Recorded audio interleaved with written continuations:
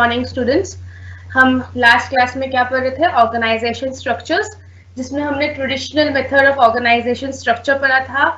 और आज हम पढ़ेंगे modern method of organisation structure, और इसी के साथ आपका यूनिट 3 कंप्लीट हो जाएगा। ठीक है, so let's start with today's topic, that is modern methods of organisation structure. उससे पहले आप एक बार रिवाइज कर लीजिए क्या था ट्रेडिशनल स्ट्रक्चर में। ट्रेडिशनल स्ट्रक्चर क्या होता था? जिसमें एक हायरार्की होती थी, जहां पर पावर जो है वो वर्टिकली फ्लोज करते थे फ्रॉम अपवर्ड, और जो एम्प्लॉयज है उसको डिपार्टमेंटलाइज किया जाता था। ठीक है, और एक अथॉरिटी रिस्पॉन्सिबिलिटी रिलेशनशिप क्रिएट किया जाता था। तो that is a traditional method of organisation structure, and in that we have studied line organization structure, functional organization structure and divisional structure. आज हम क्या पढ़ेंगे? Modern method of organisation structure. Modern method of organisation structure का मतलब क्या होता है? ये एक ऐसा ऑर्गेनाइजेशन स्ट्रक्चर है जहां पर कोई बाउंड्री एज सच सीमित नहीं है। मतलब जो पावर है वो किसी एक के हाथ में नहीं है, या फिर जो नेटवर्किंग है वो एक स्ट्रक्चर्ड हायरार्की पे नहीं है। जो नेटवर्किंग है वो आप कहीं पर भी कर सकते हैं, किसी भी एम्प्लॉय से आप बात कर सकते हैं। That is modern organization structure. ठीक है, सो इसको हम कहते हैं बाउंड्रीलेस ऑर्गेनाइजेशन स्ट्रक्चर। मतलब अगर आपको कंप्लेन करना है और आप एक लोअर लेवल मैनेजमेंट के एम्प्लॉय है, और आपको एक टॉप लेवल मैनेजमेंट को एक बहुत बड़ी बात, कोई इंटरनल लीड देना है, इंटरनल कोई प्रॉब्लम हो रहा है ऑर्गेनाइजेशन में, बहुत बड़ी बात है, वो आपको टॉप मैनेजर तक पहुंचाना है, तो then you can directly contact to him और her, and that is a term as modern method of organization structure, जहां पर नेटवर्किंग आप कर सकते हैं, जहां पर boundaryless as such predefined नहीं होती है, प्री डिटरमाइंड नहीं होती है। ठीक है, so modern organization structure are boundaryless organization structure which are networking together and collaborating more than ever before. एक कोलैबोरेशन है, इसमें एक नेटवर्किंग है। इससे क्या होगा? एक रैपिड इनोवेशन होगा, एक जल्दी जल्दी डिसीजन मेकिंग होगा। ठीक है, सो एक फॉर एग्जांपल एक हायरार्की है, अगर ट्रेडिशनल हायरार्की है A B C D E। ठीक है, अब मतलब A सबसे सुपीरियर है और B सबसे ज्यादा सबऑर्डिनेट है। अगर ऐसा एक एग्जांपल होता है तो ये जो अगर A को कुछ डायरेक्टली C से बात करनी है तो वो ट्रेडिशनल ऑर्गेनाइजेशन में कर सकते हैं। ठीक है, लेकिन अगर C को A से करना होता था तो वो पहले B को कम्युनिकेट करता था, उसको पहले एक एप्लीकेशन लिखता था कि मुझे ये प्रॉब्लम है। अगर B को लगता था तब जाके B A को बताता था। तो C के पास कोई चांस नहीं था कि he or she can directly communicate with the top most manager और top most hierarchical people। ठीक है, बट ये मॉडर्न ऑर्गेनाइजेशन में पॉसिबल है, और उसके वजह से रैपिड इनोवेशन हो सकता है, फास्टर डिसीजन मेकिंग हो सकता है, and that is a collaborating and networking approach. Its company in the growing technological industry. It is ideal for companies in the growing technological industry. जो आजकल स्टार्टअप्स आ रही है, जो बहुत रैपिड इनोवेशंस ला रही है, बहुत रैपिड टेक्नोलॉजी ला रही है, उन सारे ऑर्गेनाइजेशंस के लिए modern method of organisation structure is very much suitable, क्योंकि उनको कभी भी किसी से भी डिसीजन मेकिंग में उनसे हेल्प लिया जा सकता है। यू नेवर नो तुम्हारे आपके ऑर्गेनाइजेशन के कौन से एम्प्लॉय का जो थिंकिंग है, आउटलुक है towards the organization is out of the box. मतलब वो कुछ एक्स्ट्राऑर्डिनरी सोचता है for the organization, and that can be helpful for a startup और for a company who is growing technologically in an industry, in an environment. Okay, so its main concept is to diversify its activities and connectivity. As a result, it can accept new challenges and set up goals frequently. ठीक है, ये जो modern organisation होते हैं उनके structure modern इसलिए होते हैं क्योंकि उनको अपने जो कंपनी को है, अपने प्रोडक्ट्स को है, उनको रैपिडली डाइवर्सिफाई करना है। रैपिडली जो न्यू चैलेंजेस आ रहे हैं एनवायरनमेंट में, वहां पर उनको अपना नीश मार्केट क्रिएट करना है, जिससे उनका जो मार्केट शेयर है in the market share in the industry, market share in the consumer market, वहां पर उनका शेयर इंक्रीज हो। तो इसलिए वो क्या चाहेंगे कि जल्दी जल्दी डाइवर्सिफाई हो। तो जल्दी जल्दी डाइवर्सिफाई करने के लिए अपने प्रोडक्ट्स को, अपने ऑर्गेनाइजेशन को, अपने कनेक्टिविटी को, तो ये डिफरेंट चैलेंजेस को एक्सेप्ट करना पड़ेगा, and for that they have to follow a modern organization structure. Modern style of management largely depends upon soft skills like consensus, building relationships, listening and understanding, taking the team along with you willingly, then dragging them along with you. Modern method of organization structure का main motive ये होता है कि they want their team to come along with them willingly, अपनी इच्छा से अपने team को वो साथ में लेकर चलना चाहते हैं, rather than वो खींच कर ड्रैग करके उन पर काम थोप कर, उनकी ना बातें सुनकर ऑर्गेनाइजेशन स्ट्रक्चर क्रिएट किया जा रहा है। ठीक है, सो क्या एम है? Their aim is to take the team along with them willingly rather than dragging them along with them. Okay, और की फीचर क्या है इसमें? हायरार्की एब्सेंस होती है और ब्यूरोक्रेसी भी नहीं होती है। हायरार्की का एब्सेंस मतलब structure, there is a structure but एक डिफाइंड रोल में नहीं है कि ए के बाद बी, बी के बाद सी, सी के बाद डी, डी के बाद ई, एक लाइन स्ट्रक्चर में नहीं है या फिर एक डिविजनल स्ट्रक्चर में नहीं है। This is a different concept, that is modern organization structure. ठीक है, next is flat structure. Before that bureaucracy, you will ask doubt about bureaucracy. Bureaucracy क्या होता है कि the power is only on the hand of some of the people। ठीक है, तो उनकी मर्जी है, वो कुछ भी करे। ऐसा होता है ट्रेडिशनल ऑर्गेनाइजेशन में, जहां टॉप मैनेजमेंट जो होते हैं, सीईओस हो गए, सीएफओस हो गए, आपके बोर्ड ऑफ डायरेक्टर्स हो गए, इन सब के पास सारा टॉप पावर्स होते हैं कि वो सारे डिसीजंस लेते हैं ऑर्गेनाइजेशन के बारे में। तो the power is on the hand of some people और इन वन पीपल। इससे क्या है, वो उस चीज को मिसयूज भी कर सकते हैं, मैनिपुलेट भी कर सकते हैं फॉर देयर बेनिफिट। तो ये वाले कंसेप्ट जो है वो modern method of organisation structure में नहीं होता है।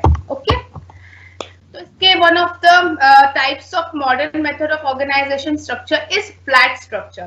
फ्लैट स्ट्रक्चर का डायग्राम कुछ इस प्रकार होता है। ठीक है, कि एक ही हेड होते हैं और उसके अंदर सभी एम्प्लॉयज होते हैं। ठीक है, कोई वर्टिकल हायरार्की नहीं होता है, it's a horizontal and that is not one hierarchy. यहाँ पर जो सारे जो एम्प्लॉयज हैं वो एक समान है। ठीक है, in the eyes of the manager. Okay, so क्या होता है basically flat structure? There are very few management levels with each level controlling a broad area of group. कुछ बस डिफरेंट मैनेजमेंट लेवल होते हैं और वो कुछ ही होते हैं, 2 या 3 मैनेजमेंट लेवल होते हैं। इसको जैसे इसको हम कहेंगे मैनेजमेंट लेवल। ठीक है, इस पूरे कंसेप्ट को हम बोलेंगे मैनेजमेंट लेवल, जहां पर ये एक मैनेजर है और उसके अंदर बहुत सारे एम्प्लॉयज है और सारे सेम रैंक में है। ठीक है, employees will be given their key responsibilities and produce work in line with their expertise, giving employees the chance to become increasingly involved in all activity and have an influence over decision making processes as a result। जो ये manager है एक management level का, वो क्या करेगा, जो उसकी की रिस्पॉन्सिबिलिटीज है एम्प्लॉयज को या फिर उसको क्या काम करना है वो उसको बता देंगे अकॉर्डिंग टू देयर एक्सपर्टीज, और एम्प्लॉयज को ये चांस भी देते हैं कि वो डिसीजन मेकिंग प्रोसेस में इन्वॉल्वमेंट भी क्रिएट करे, इन्वॉल्व भी हो और साथ ही साथ वो डिसीजन मेकिंग को इन्फ्लुएंस भी करे। ठीक है, तो ये एक कलेक्टिव प्रोसेस है कि ये collaborating process in the decision making है। ठीक है, it helps to breed creativity and encourage different ways of thinking throughout all areas of business। For example, अगर मैंने जैसे लास्ट क्लास में मैंने ब्रेनस्टॉर्मिंग आपको कराया था, ब्रेनस्टॉर्मिंग में क्या है, आप सबने डिफरेंट आइडियाज दिए, कुछ आउट ऑफ द बॉक्स थे, कुछ बहुत नेसेसिटी वाले कंसेप्ट थिंकिंग थे, आप सबने अपने अपने आइडियाज दिया, तो उसमें से कुछ out of the box ideas भी थे। तो वैसे ही अगर एक मैनेजर बहुत सारे एम्प्लॉयज को डिसीजन मेकिंग में इन्वॉल्व करेगा या करेगी, तो वो क्या होगा कि डिफरेंट आइडियाज आएंगे, different out of the box ideas आएंगे, जो कि अल्टीमेटली ऑर्गेनाइजेशन के लिए बेनिफिशियल होगा। तो इसीलिए ये जो मॉडर्न स्ट्रक्चर्स होते हैं, मॉडर्न ऑर्गेनाइजेशन स्ट्रक्चर्स होते हैं, वो क्या करते हैं, वो ट्राई करते हैं कि ज्यादा से ज्यादा एम्प्लॉयज को वो अपने डिसीजन मेकिंग प्रोसेस में लाए, ताकि उनकी ब्रेनस्टॉर्मिंग हो, ताकि वो डिफरेंट इनोवेटिव आइडियाज थे फॉर द ऑर्गेनाइजेशन। ठीक है, और ये सारे जो कंसेप्ट्स है ये यूजुअली कहाँ पर होते हैं, बहुत बड़े बड़े कंपनी जो बहुत सक्सेसफुल हो, दैट सक्सेसफुल है, that is Google, Amazon, even IBM और एडोब, ये सब फ्लैट अप्रोच स्ट्रक्चर को फेवर करते हैं। ठीक है,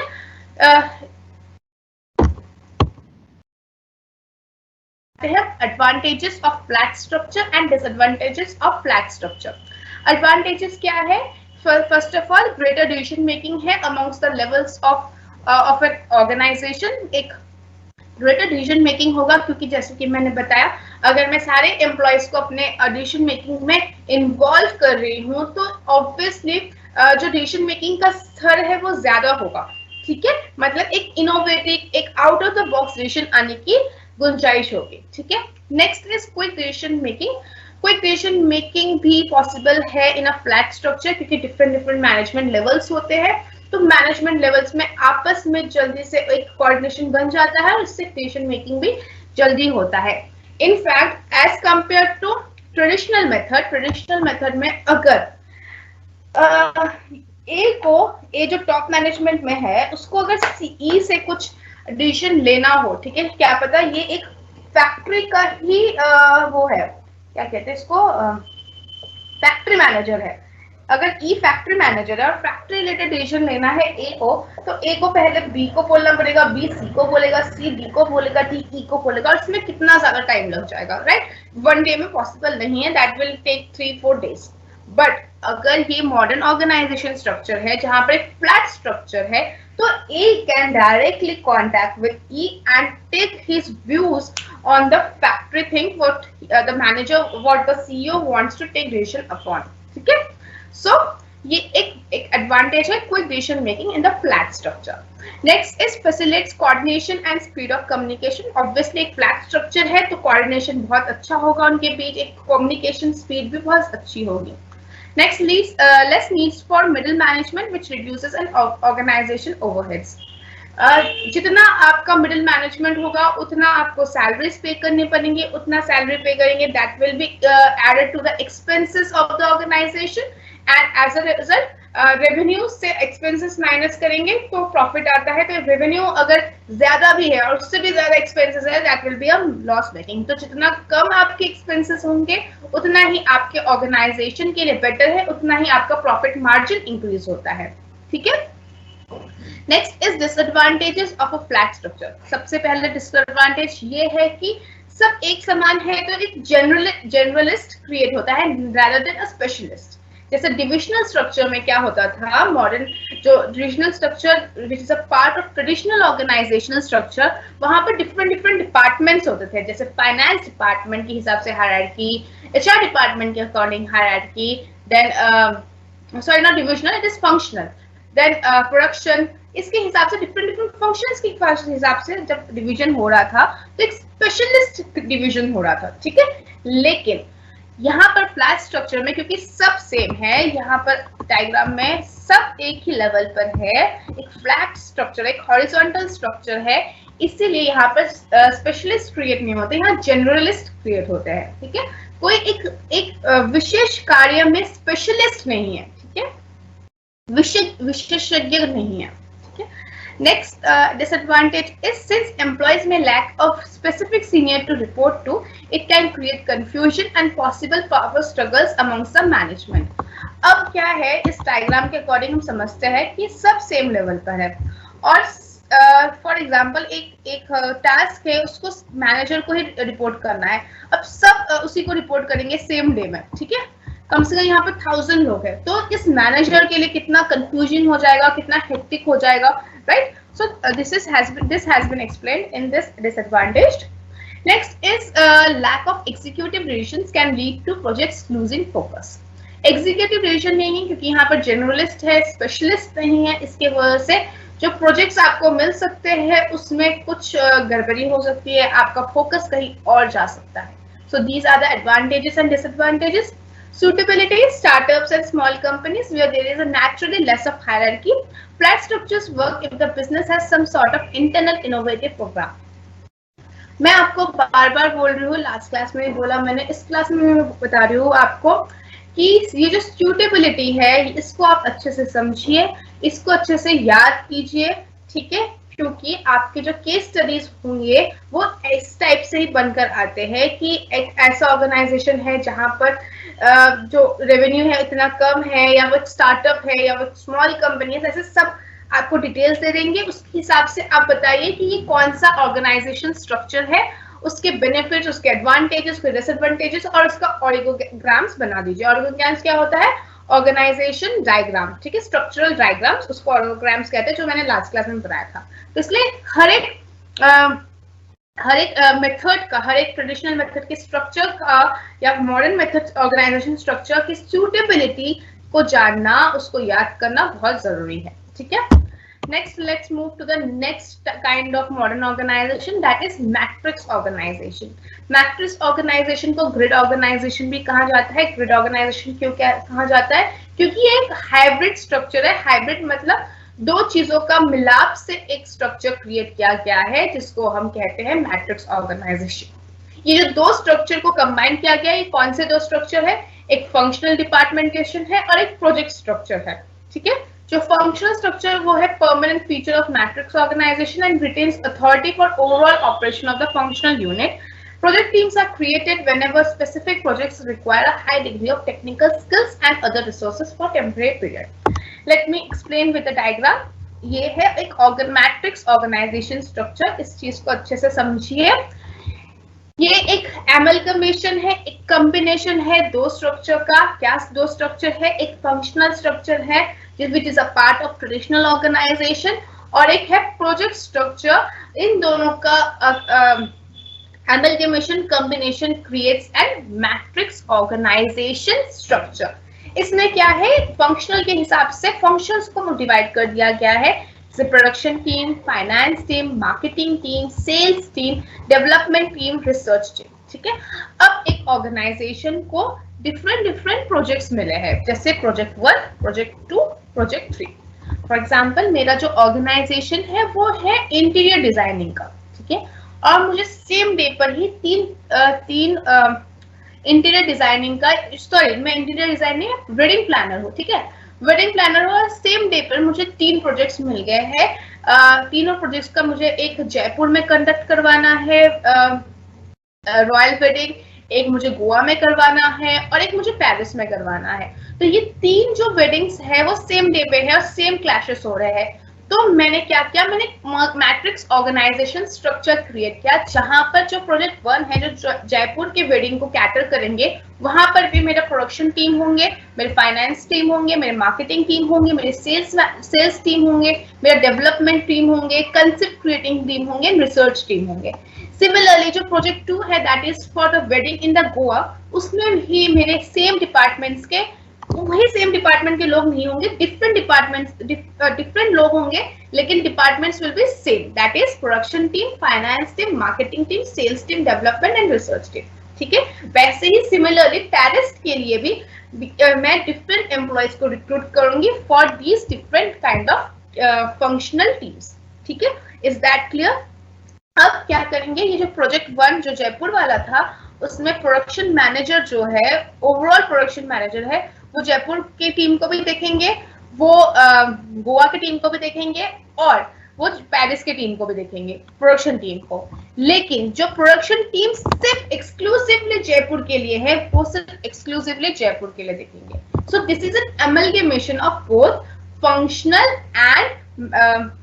and project structure of organization, ठीक है। एडवांटेजेस क्या है? सबसे पहले एक specialization allows, it allows specialization to increase depth of knowledge.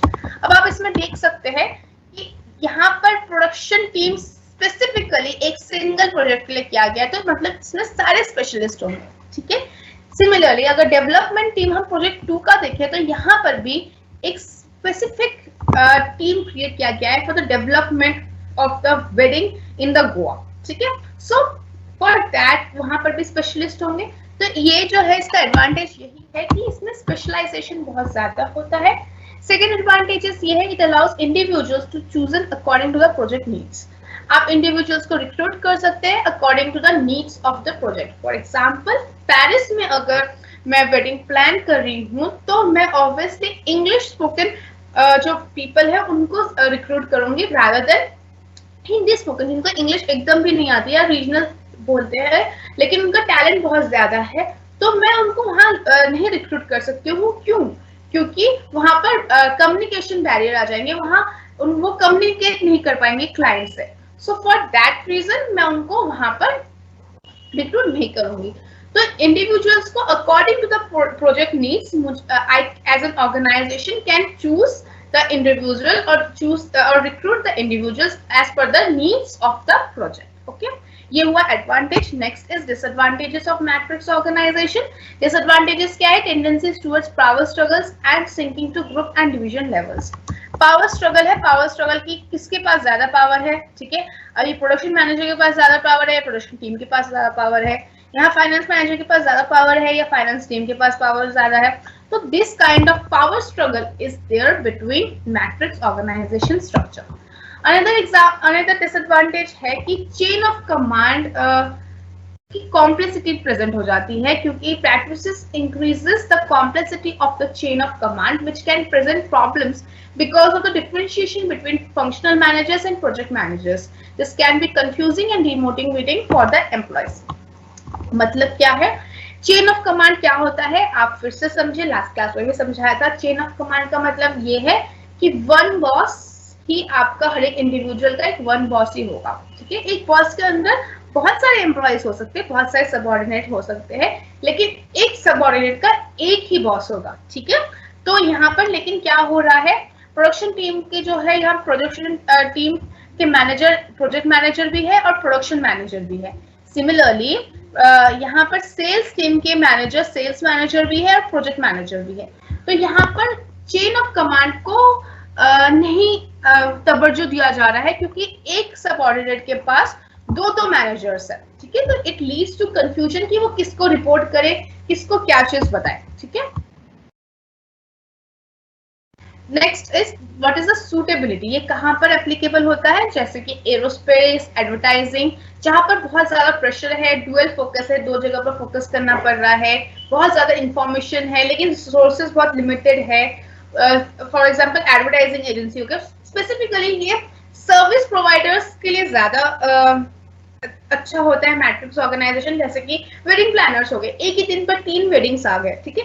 Advertising agencies के पास different advertising companies, different companies उनको कॉल करती है कि हमारे लिए एडवर्टाइज कीजिए, हमारा एडवर्टाइजिंग को क्रिएट कीजिए। सो फॉर दैट ये सर्विस सेक्टर्स जो है, these are the suitable for the matrix organization structure. Next is team based. Team based क्या है? एक ऑर्गेनाइजेशनल स्ट्रक्चर है which is group according to the teams. Teams के according group किया जाता है। It is mean to disrupt the traditional hierarchy, focusing more on problem solving, cooperation and giving employees more control. Team based organization इस kind के होते हैं, जैसे एक मैनेजमेंट टीम हो गया, मैनेजमेंट टीम एक कंप्लीट हो गया, वो टीम बी से भी बात कर सकते हैं, टीम सी से भी बात कर सकते हैं और टीम ए से भी बात कर सकते हैं, ठीक है। अब टीम ए में कोर लोग भी है, पार्ट टाइम भी है, कंसल्टेंट भी है, तो सबसे इजीली बात कर सकते हैं, कम्युनिकेट कर सकते हैं। तो that is a team based organisation.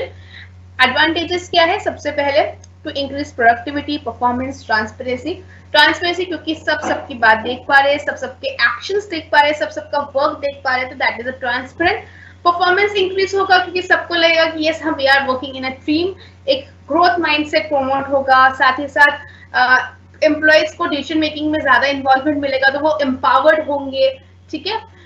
इसमें टीम बेस्ड ऑर्गेनाइजेशन में it values experience rather than seniority. जो एक्सपीरियंस है एक एम्प्लॉय का, उसको ज्यादा तवज्जो दिया जाता है रादर देन द सीनियरिटी, ठीक है। The main feature of team और structure is we report to each other. हम सबके लिए ही आंसरेबल है, हम सबके लिए अकाउंटेबल है, ठीक है। तो इस टाइप का फीचर है team structure, team based organization structure. Next is disadvantages of team based. Team based का डिसएडवांटेज क्या है? Goes against many companies natural inclination of a purely hierarchical structure. क्या है कि टीम बेस्ड बोलने में तो बहुत इजी है, लेकिन डिफरेंट काइंड्स ऑफ टीम्स होंगे तो वहां पर कॉन्फ्लिक्ट्स हो सकते हैं। डिसीजन मेकिंग में कोई सोच सकता है कि मेरी बात को तवज्जो नहीं दिया गया है, मेरे दूसरे टीममेट की बात को तवज्जो दिया गया है इन डिसीजन मेकिंग, तो इस टाइम की कॉन्फ्लिक्ट्स हो सकते हैं और एज अ रिजल्ट जो मैनेजर है, जो टीम जिसने टीम बेस क्रिएट किया है, the owner of the organization या the board of directors of the organization will try to incline towards the hierarchical structure की हायरार्की क्रिएट कर देता है, तो फिर अथॉरिटी रिस्पॉन्सिबिलिटी ये जो चीजें हैं ये क्लियर होगी, ठीक है। Next disadvantages might take promotional paths less clear for employees. Team based organization है तो आप सबके परफॉर्मेंस को किस बेसिस पे आप एनालाइज करेंगे, किस बेसिस पे आप एवेल्युएट करेंगे, फॉर दैट प्रमोशनल पाथ्स इतना क्लियर नहीं है in the team based organization. Now next is network structure. Network structure क्या है? एक internal structure है that focuses more on open communication and relationships rather than hierarchy. एक open communication है, एक relationship है in the organization structure. This kind of diagram is there in the open organization. open network organization, network structure organization. इस चीज को, इस diagram को थोड़ा अच्छी तरीके से समझने की कोशिश कीजिए। एक कंपनी है जो कि बॉस्टन में है, ठीक है, उसके सीईओ है, उसके अंडर प्रोजेक्ट मैनेजमेंट है, मार्केटिंग है, एचआर है, ऑपरेशंस है, सेल्स है, कस्टमर सक्सेस है, ठीक है। अब एक और उसने कंपनी मतलब एक सब्सिडरी क्रिएट किया है जो कि हांगकांग में है, जो कि जो प्रोजेक्ट मैनेजमेंट है वो उसके प्रोडक्ट डेवलपमेंट वहां देखते हैं और मैन्युफैक्चरिंग देखते हैं, ठीक है। सिमिलरली एक फ्रीलांस क्रिएट किया गया है। फ्रीलांस मतलब दूसरे लोगों से एडवाइस लेना, एक दूसरे फ्रीलांस से सर्विसेज लेना, किससे रिलेटेड? मार्केटिंग का related, copy, search engine optimization that is SEO, graphic design, इन सब के लिए, ठीक है। तो ये क्या कौन देख रहा है? Marketing, okay. नेक्स्ट है एचआर। एचआर वालों ने क्या किया? एक आउटसोर्स किया। क्या आउटसोर्स किया? Payroll services, benefit services, recruiting. Outsource मतलब क्या होता है? आपने दूसरी कंपनी को आपने एक लमसम अमाउंट पे कर दिया और आपने बोला कि हमारे लिए आप ये पेरोल सर्विसेज कीजिए, हमारे लिए आप रिक्रूट करके आप एम्प्लॉयज हमें दे दीजिए, हमारे नीड्स ये है, हमारे जॉब डिस्क्रिप्शन ये है, इसके अकॉर्डिंग आप चूज करके हमें दे दीजिए, बदले में हम आपको फी पे कर रहे हैं, ठीक है। So they HR department outsource this services, ठीक है। वैसे ऑपरेशंस जो है वो कस्टमर सपोर्ट भी देख रहे हैं, साथ में मार्केटिंग भी देख रहे हैं और अकाउंटिंग भी देख रहे हैं। अभी जो कस्टमर सपोर्ट है वो कंसस सिटी में है। कंसस सिटी में जो कस्टमर सपोर्ट है वहां पर कॉल सेंटर भी है, ऑनलाइन सपोर्ट भी है। तो these all kind of network structure कि सबका सबके साथ एक नेटवर्क है। This is the modern method of organization which is known as network structure.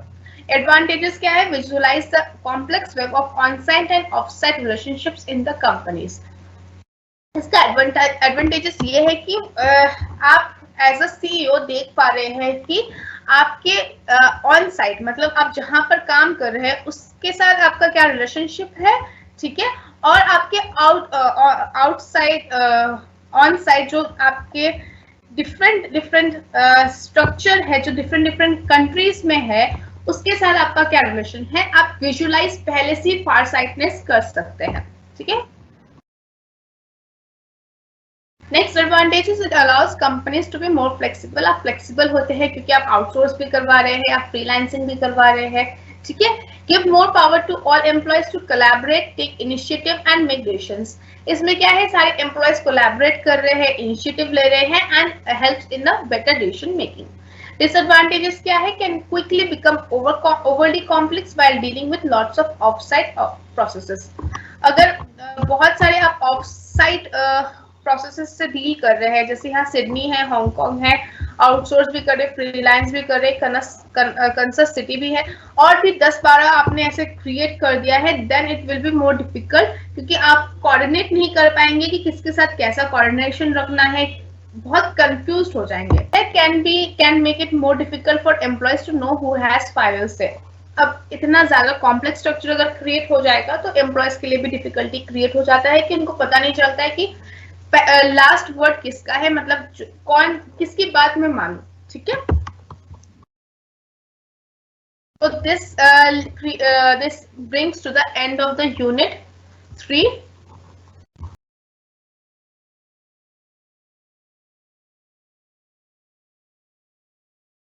Now let's move to the unit 4.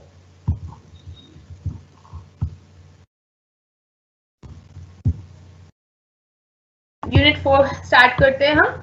Books already suggested है आपको सिलेबस में. यहाँ पर हम क्या पढ़ेंगे यूनिट 4 में? हम पढ़ेंगे डायरेक्टिंग एंड कंट्रोलिंग. हमें पता है मैनेजमेंट के 5 फंक्शंस है. क्या फंक्शंस है? Planning, staffing, planning, staffing, organizing, directing and controlling. Planning and organizing हमने कर लिया है, ठीक है.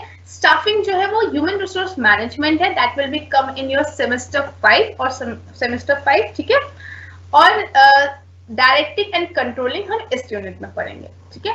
तो डायरेक्टिंग क्या होता है? इस डायरेक्टिंग एंड कंट्रोलिंग में हम क्या क्या पढ़ेंगे? मोटिवेशन नीड्स पढ़ेंगे, incentives, rewards, equity and 2 factor theory, leadership and followership, organization wide leadership, communication, determinants of effectiveness, principles of controlling. ये सब हम पढ़ेंगे directing and controlling in this unit, ठीक है. तो बेसिकली डायरेक्टिंग है क्या? Directing means getting the work done through and with human beings is not easy. We all know किसी भी इंसान से कुछ भी आप काम करवाएंगे that is not very easy. आप अपने बहन या भाई को, अपने सिबलिंग्स को अगर एक गिलास पानी भर के लेकर आने के लिए बोलेंगे that is also way too impossible, ठीक है. आपको उसको रिश्वत देना पड़ता है बोलकर कि मैं आपको चॉकलेट दे दूंगी या फिर मैं नेक्स्ट टाइम आपका काम कर दूंगी. इस टाइप का करना पड़ता है, ठीक है. So that is getting work done from others is very tough और वे टू डिफिकल्ट, ठीक है. तो डायरेक्ट आप अपने एम्प्लॉयज से कैसे काम करवाएंगे? आप अपने एम्प्लॉयज का ध्यान नहीं रखेंगे, उनकी मोटिवेशन, उनके गाइडिंग, उनका जो सैलरी है वो टाइम टू टाइम आप नहीं दे रहे.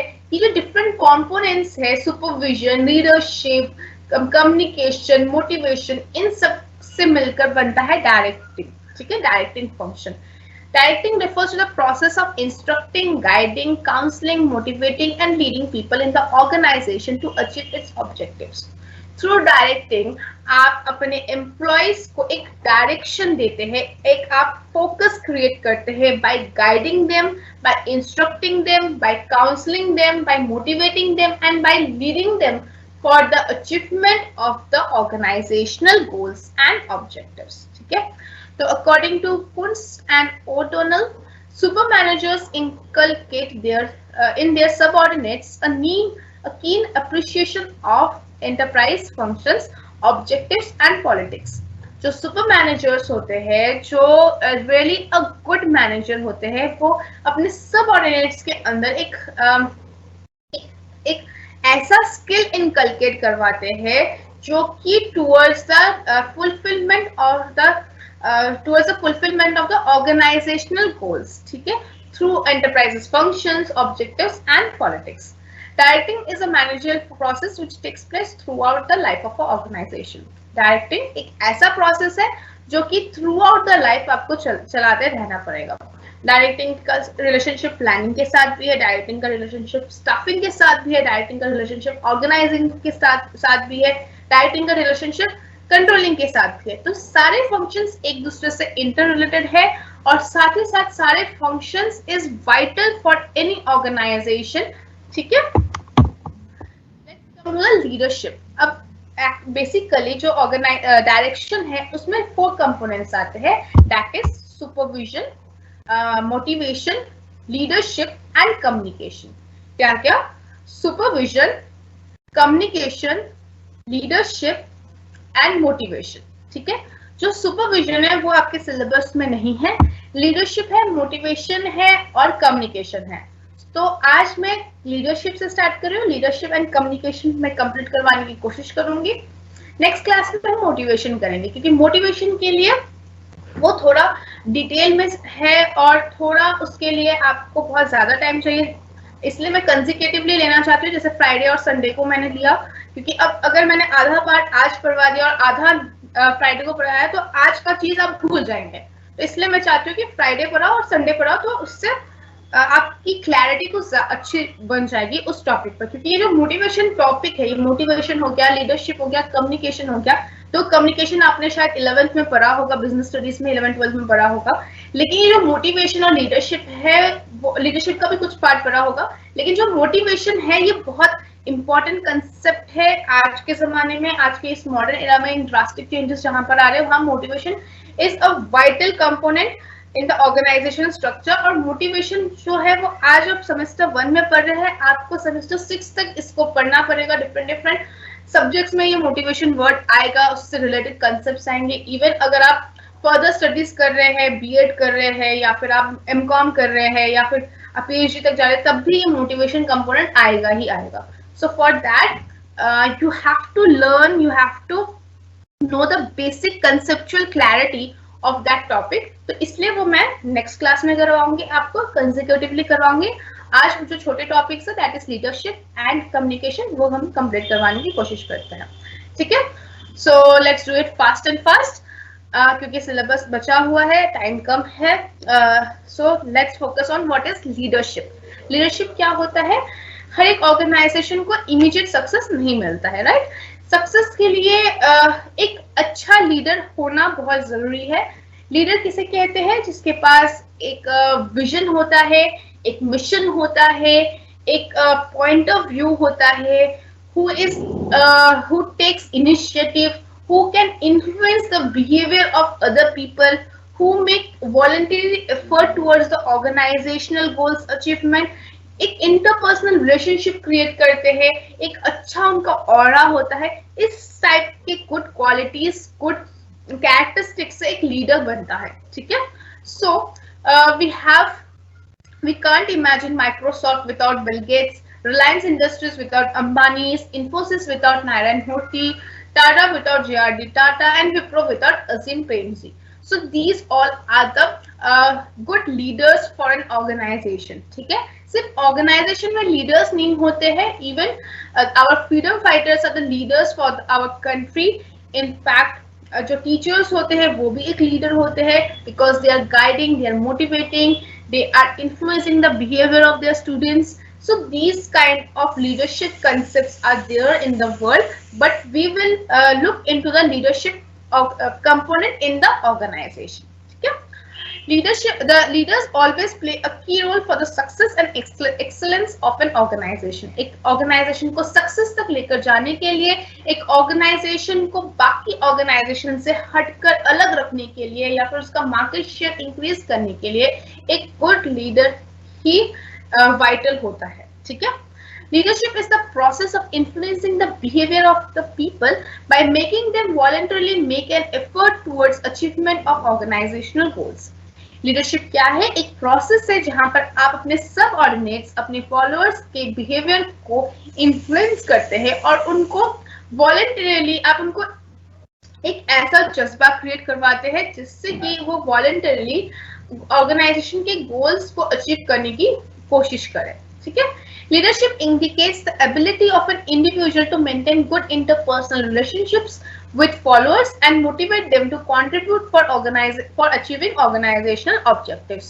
Leadership क्या करते हैं? एक ability है जो एक individual में होती है to maintain good personal interrelationship along with other leadership qualities, ताकि वो followers को motivate कर सके, ताकि वो contribute करे अपना 100% towards the achievement of the organizational goals.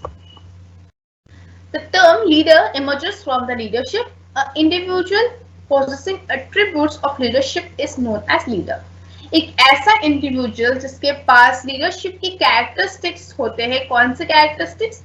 Physical appearance, एक अच्छा फिजिकल अपीयरेंस, एक नीट क्लीन फिजिकल अपीयरेंस, एक अच्छी हाइट हो, एक अच्छा पर्सोना हो, एक उनसे बात करने में भी आपको अच्छा, ठीक है। तो वैसे ही एक इंसान एक गुड लीडर क्रिएट हो सकता है, ठीक है। आपने नहीं देखा होगा कोई एक ऐसा लीडर जो एक शॉर्ट हाइटेड हो, जस्ट 3-4 फीट,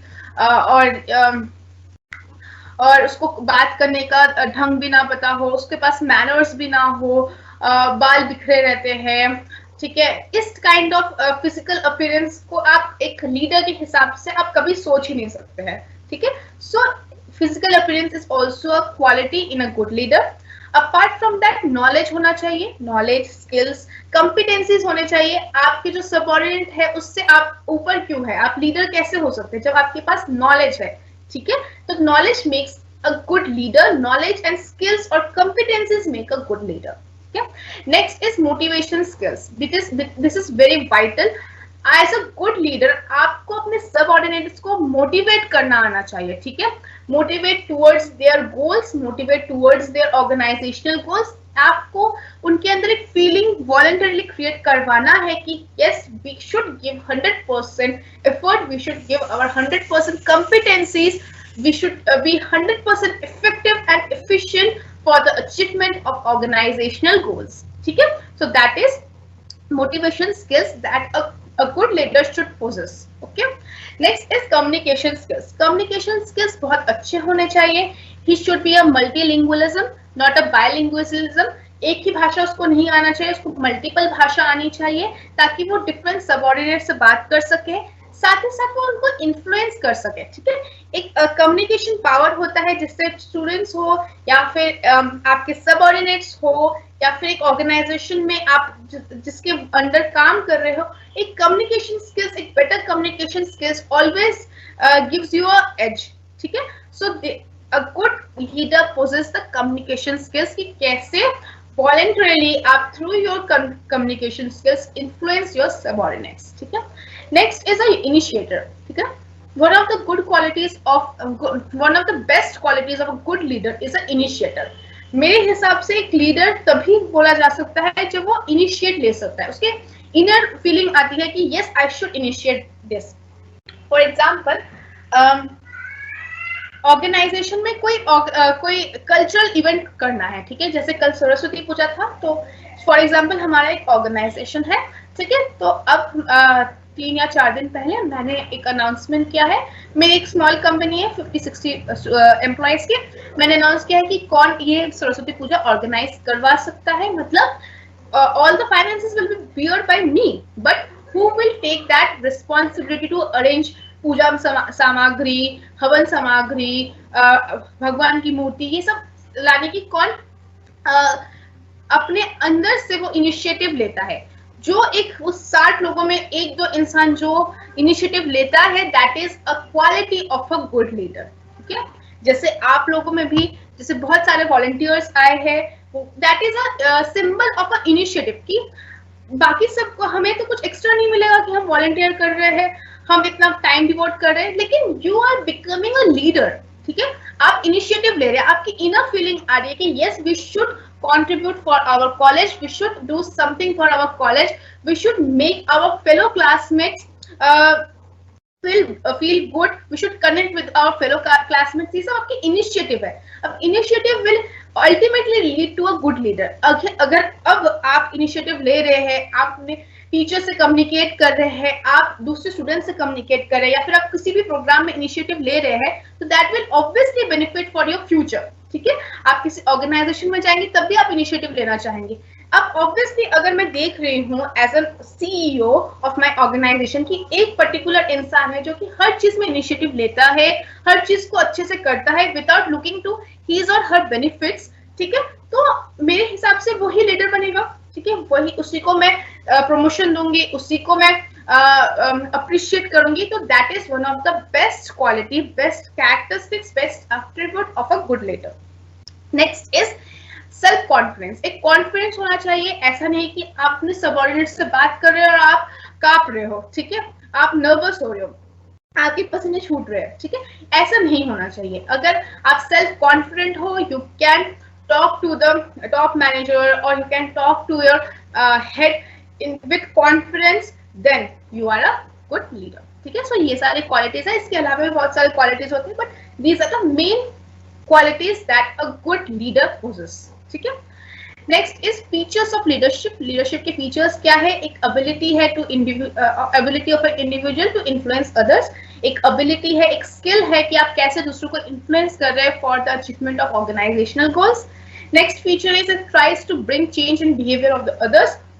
फॉर एग्जाम्पल, एक इंसान है जो हमेशा लेट आता रहता है, ठीक है, 9 o'clock आना चाहिए, वो हमेशा 10:30 आ रहा है, 10:30 आ रहा है, 10:30 आ रहा है, उसकी वजह से उसके सैलरी पे डिडक्ट हो रही है, लेकिन उसको फर्क नहीं पड़ रहा है कि कोई बात नहीं, 100 रुपए ही तो डिडक्ट हो रहा है, सैलरी से क्या फर्क पड़ता है, लेकिन मैं तो आराम से आ पा रहा हूँ, सुबह आराम से उठ रहा हूँ।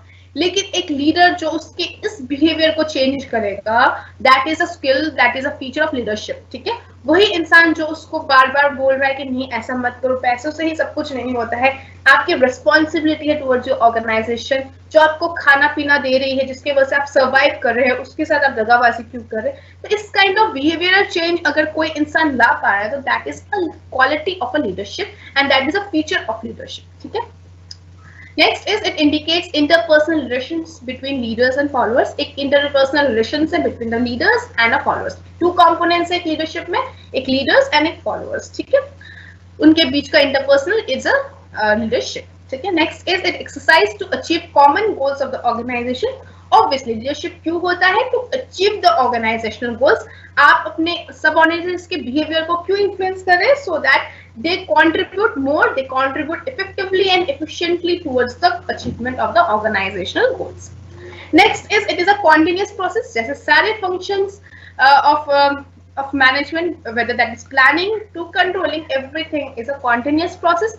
Similarly जो leadership है, which is a part of directing, वो भी एक continuous process है, ठीक है। Next is importance of leadership. Managers are important, but leaders are vital for lasting organizational success. A leader not only commits his followers to organizational goals, but also pools needed resources, guides and motivates subordinates to reach the goals. जो manager है वो तो important है, लेकिन leader जो है वो vital है फॉर लास्टिंग ऑर्गेनाइजेशनल स्ट्रक्चर। अब आपको लगेगा कि मैनेजर्स ही लीडर्स होते हैं, नहीं। Every manager is not a leader, but every leader is a manager. ठीक है, all managers can be leader, cannot be leader, ठीक है। there is a difference between managers and leaders. जो managers है वो manage करते हैं, but leader जो है वो influence करते हैं एक individual के behavior को, ठीक है। so managers तो important है, लेकिन leaders जो है वो organization structure के लिए, success के लिए वो ज्यादा vital है, ज्यादा important है, ठीक है। A leader not only commits his followers to organizational goals, but also need tools, resources, guides and motivates subordinates to reach the goals. वो सिर्फ followers को organizational goals की तरफ influence नहीं करते हैं, बल्कि जो resources को है उसको judicially use करते हैं, उनको guide करते हैं, motivate करते हैं, ताकि वो achieve कर सके organizational goals को effectively and efficiently, ठीक है। What are the advantages? Advantages क्या है? सबसे पहले वो influence करते हैं positively, ठीक है, जिससे उनके अंदर वो energies डालते हैं, उनके अंदर एक जज्बा डालते हैं कि to benefit the organization, ठीक है। Good leaders always produce good results to their followers. Good leaders जो है हमेशा good results देते हैं to the organization through their followers. A leader maintains personal relations and helps followers to fulfill their needs. It provides needed confidence, support and encouragement and thereby creates congenial work environment. जो leader है वो एक personal relations create करके रखते हैं with the followers, और so that एक अच्छा एनवायरनमेंट, एक अच्छा वर्क एनवायरनमेंट, एक बेटर वर्क एनवायरनमेंट क्रिएट हो सके in the organization. Next is it plays a key role in introducing required changes in the organization. जो भी रिक्वायर्ड चेंजेस है उसको इंट्रोड्यूस करता है कौन? लीडर, ठीक है। फॉर एग्जाम्पल अगर किसी फैक्ट्री में वेंटिलेशन नहीं है और कोई जाकर उसको बार बार एप्लीकेशन दे देकर उसकी सिर्फ अकेले की बेनिफिट नहीं है, सारे वर्कर्स की बेनिफिट्स है कि proper ventilation is one of the human rights for the labourers, ठीक है। सो वेंटिलेशन, प्रॉपर वेंटिलेशन अगर वो करवा रहा है, अब सिर्फ अपना भलाई नहीं सोच रहा है, वो सबकी भलाई सोच रहा है, तो दैट इज अ लीडर, क्योंकि वो इंट्रोड्यूस कर रहा है required changes in the organisation. He persuades, clarifies and inspires people to accept changes wholeheartedly. वो persuade करता है, clarify करवाता है, inspire करता है जो उसके subordinates है कि जो changes है उसको accept करो wholeheartedly. Thus he overcomes the problems of resistance to change and introduce it with minimum discontentment. For example, अगर कोई factory relocate हो रही है, for example नोएडा में था पहले, वो अब जा रहा है outskirts of हरियाणा में, ठीक है। तो इसकी वजह से बहुत सारे हड़ताल होंगे, बहुत सारी चीजें होंगी, लेकिन एक गुड लीडर वही है जो उनको क्लैरिफाई करवाएगा कि ये रीजन क्यों है, उनको इंस्पायर कराएगा, उनको पॉजिटिव दिखाएगा, इस चेंज करने से आपकी सैलरी भी इंक्रीज हुई है, इन सब की चीजों से अगर वो बाकी एम्प्लॉयज को, बाकी पीपल को अगर वो चेंजेस ला पा रहा है, वो परसुएट कर पा रहा है, तो that is a characteristics and importance of a leadership. Next is a leader handles conflicts effectively and does not allow adverse effects resulting from the conflicts। जो कॉन्फ्लिक्ट्स की वजह से एडवर्स हो सकते हैं, जैसे दंगे हो गए या फैक्ट्री लॉकआउट हो गया, बर्नआउट हो गया, इन सारे जो कॉन्फ्लिक्ट्स, एडवर्स कॉन्फ्लिक्ट्स है, उससे बचा के रखता है, उसको पहले ही हैंडल करने की कोशिश करता है। A good leader always allows his followers to ventilate their feelings and disagreement, but persuades them by giving suitable clarifications। वो एक गुड लीडर वही होता है जो अपने फॉलोअर्स को आजादी देता है। वेंटिलेट मतलब वो आजादी देता है कि अपने फीलिंग्स, अपने डिसएग्रीमेंट को बोले, लेकिन वो उसको परसुएट करता है, उसको एज अ लीडर वो उसको समझाता है कि एक अच्छा क्लैरिफिकेशन देता है, वो उसका सोल्यूशन बताता है कि आपके जो प्रॉब्लम का सोल्यूशन ये है, उस हिसाब से उसको बनाता है। ठीक है। Next is a leader provides training to their subordinates. A good leader always builds up successor and helps in smooth succession process। एक जो गुड लीडर है वो अपने सबऑर्डिनेट्स को ऑलवेज ट्रेन करता है। फॉर एग्जांपल, अगर उसको माइक्रोसॉफ्ट एक्सेल चलाना नहीं आ रहा है तो उसको वो गाइड करता है, उसको ट्रेन करता है, उसको इंस्ट्रक्ट करता है। ठीक है। और अपने सक्सेसर को अपने साथ लेकर चलने की कोशिश करता है, ना कि उनको पीछे पीछे चलवाने की कोशिश या ड्रैग करने की कोशिश करता है। Next is a leadership is a binding force which holds a group intact or as it is। एक लीडरशिप एक बाइंडिंग फोर्स है, एक चिपकू चीज है जो अपने ग्रुप को, अपने टीम को इंटैक्ट रखने की कोशिश करता है और डिसिप्लिनरी पावर क्रिएट करता है and keeps the working group towards the goals. ठीक है। लीडरशिप स्टाइल्स आपके सिलेबस में नहीं है, स्टिल मैं आपको समझा रही हूँ थोड़ा ब्रीफ में कि लीडरशिप स्टाइल्स क्या क्या होते हैं। 3 टाइप के लीडरशिप स्टाइल्स होते हैं, एट्रोक्रेटिक, डेमोक्रेटिक और लेजर फ्री। शॉर्ट में पढ़ लीजिए, शॉर्ट में समझ लीजिए, बाकी मैंने लिख दिया है, आप रीड कर सकते हैं। ऑटोक्रेटिक लीडर वो होता है जो सबऑर्डिनेट्स को अब बस रूल्स और रेगुलेशंस थोपता है, ऑर्डर्स देता है और सबऑर्डिनेट्स उसको ओबे करते हैं, उनको मानते हैं। ठीक है। जो कम्युनिकेशन है वो वन वे होता है, मतलब ओनली सुपीरियर ही बोलता रहता है सबऑर्डिनेट को, लीडर ही बोलता रहता है सबऑर्डिनेट को, वही उसको ऑर्डर देता है, बाकी सबऑर्डिनेट उसको मानते हैं। ठीक है। जो लीडर है वो जो चेंजेस है उस अगर सबऑर्डिनेट कुछ सजेशन दे रहा है उसको मानता नहीं है। ठीक है। नेक्स्ट है अगर सबऑर्डिनेट कुछ काम खराब कर रहा है तो उसको पनिशमेंट देना चाहिए, ऐसा मानते हैं एट्रोक्रेटिक लीडर्स। नेक्स्ट इज इस टाइप की लीडरशिप है वो कहाँ पर सूटेबल है, जहां पर फैक्ट्री मैन्युफैक्चरिंग हो रहा है, जहां पर प्रोडक्टिविटी मायने रखती है, वहां पर एट्रोक्रेटिक स्टाइल ऑफ लीडरशिप यूज किया जाता है। Next is democratic. डेमोक्रेटिक जैसा नाम ही बता रहा है आपको, एक डेमोक्रेसी है जहां पर आप दोनों ही फॉलोअर एंड द लीडर दोनों मिलकर डिसीजन लेते हैं with the consultations of the subordinates और एक एक्शन प्लान क्रिएट करते हैं। साथ ही साथ सब ही इसमें पार्टिसिपेट करते हैं और जो लीडर है वो इंकरेज करता है ग्रुप मेंबर्स को to participate in the decision making. ठीक है। Next kind of leadership style is laissez faire. Laissez faire क्या है, एक लीजी फेयर में लीडर जो है वो पावर में बिलीव नहीं करता है, वो सोचता है कि मैं पावरफुल नहीं हूँ, मैं सबको एक समान मानता हूँ, मैं सबको इक्वल समझता हूँ। ठीक है। जो फॉलोअर्स है उसको चांस दिया जाता है टू बी इंडिपेंडेंट, वो अपने खुद ऑब्जेक्टिव्स फॉर्मुलेट कर सकते हैं, अपने टास्क को अचीव कर सकते हैं। ठीक है। बस लीडर उसको रिजॉल्व करने की हेल्प करता है। ठीक है। The manager is there only to support them and supply them the required information to complete the task assigned. Manager या फिर जो लीडर है वो सिर्फ उसको सपोर्ट करता है, लेकिन अल्टीमेट वर्क इज डन, और या फिर अल्टीमेट ऑब्जेक्टिव्स या जो भी है वो सब करते हैं सबऑर्डिनेट्स। ठीक है। At the same time subordinate assumes responsibility for the work to be perform. ठीक है। जो सबऑर्डिनेट है वो समझ जाते हैं कि हमारी ही खुद की रिस्पांसिबिलिटी, हम ही खुद अकाउंटेबल है for the work performance we have done. ठीक है। So these are the styles of leadership. इसके बाद आता है फॉलोअरशिप। फॉलोअरशिप्स क्या होते हैं? फॉलोअरशिप्स फॉलोअरशिप मतलब फॉलो कर रहे हैं, दैट इज द सबऑर्डिनेट्स, जो लीडर को फॉलो कर रहे हैं। फॉलोअरशिप भी इंपॉर्टेंट है, अगर एक अच्छा फॉलोअर नहीं होगा तो एक अच्छा लीडर नहीं बन सकता है। ठीक है। तो इसलिए followership, where followership is a failure even with great leadership, not much gets done and what does get done is not what was supposed to be get done. क्या मतलब है? जहां पर फॉलोअरशिप इज फेलियर, जहां पर followership नहीं हो पाता है वहां पर ग्रेट लीडरशिप भी काम नहीं किया जा सकता है। कितना भी आप कोशिश कर ले, कितना भी अच्छे लीडर आप बन जाए, लेकिन जहां पर फॉलोअरशिप नहीं हो सकता, जहां फेलियर है, फेलियर मतलब जहां पर वो लीडर की बात नहीं मानते हैं, जहां पर उनकी वर्क एथिक बहुत कम है, वहां जहां उनकी लो मोराले है, जहां वो अपने गोल से डिस्ट्रैक्टेड है, जहां पर अनसेटिस्फाइड कस्टमर्स है, लॉस्ट ऑफ अपॉर्चुनिटीज है, वहां पर एक अच्छा फॉलोअरशिप क्रिएट नहीं हो सकता है। सो सिग्निफिकेंस भी ये है कि एक अच्छा फॉलोअरशिप होने से आपकी जो प्रॉब्लम्स है, जो मैंने भी कहा, low morale, distraction from goals, low work ethic, poor work ethic, low productivity, इन सब ये सब चीजें ना आए, इसलिए एक अच्छा गुड फॉलोअरशिप क्रिएट करना जरूरी है इन एन ऑर्गेनाइजेशन। क्वालिटीज क्या है गुड फॉलोअर की? थोड़ा फास्ट करा रही हूँ मैं, थोड़ा समझा रही हूँ, बाकी लिखा हुआ है बहुत अच्छे से इजी वे में, फिर भी आपको डाउट हो फिर you can ask.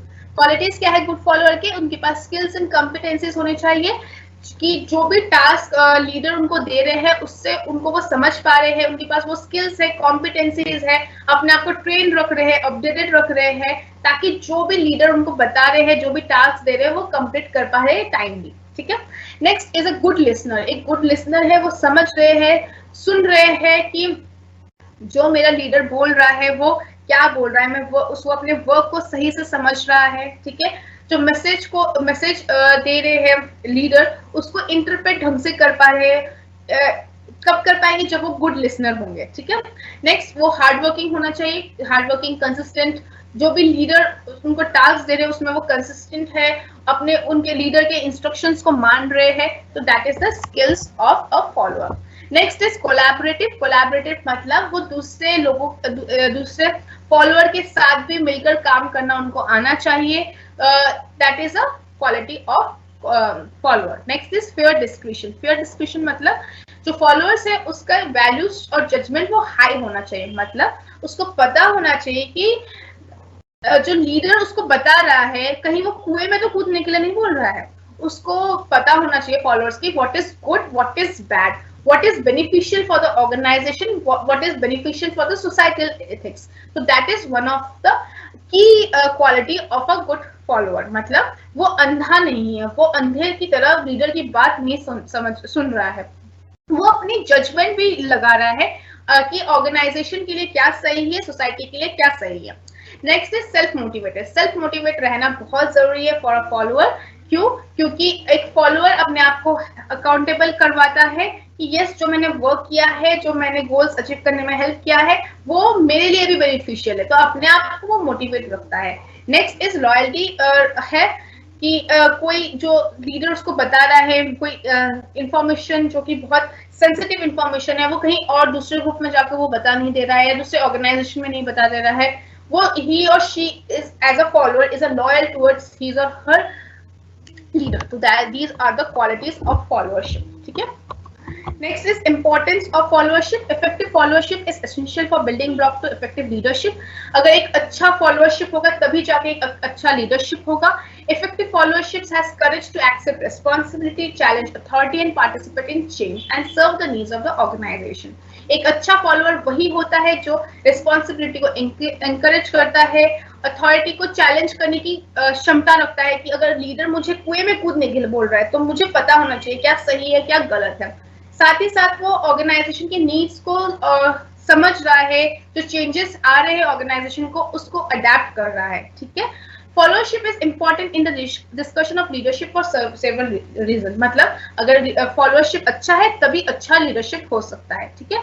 Without followers there is no leaders. For any project or organization to succeed, there must be people who are willingly and effectively follow, just as there must be those who willingly and effectively lead.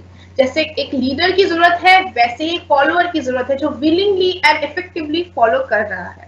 ठीक है।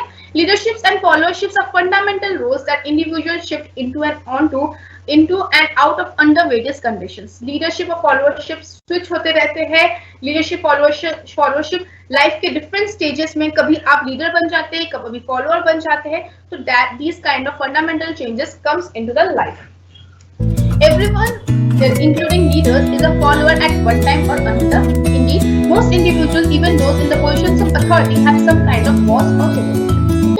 सो everyone should be a good follower as well as a good leader. ठीक है, तो जो communication है वो मैं आप नेक्स्ट क्लास में पढ़ाऊंगी।